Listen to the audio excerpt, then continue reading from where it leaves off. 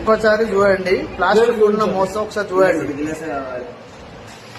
ఇప్పటి వరకు 4 గ్లాసులు చూసినాం. 4 గ్లాసుల్లో మొత్తం మీద బాగా దీని లోపల సత్యమైంది అసత్యమని గమనించడం.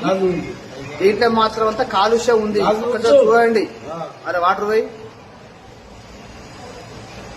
దానికున్న ఒక మోసం దగ్గర చూపెట్టి దీనికున్న ఒక మోసం. ఇప్పుడు ఒక 5 సార్లు కడిగినాం. అది గ్లాస్ 5 సార్లు కడిగినాం.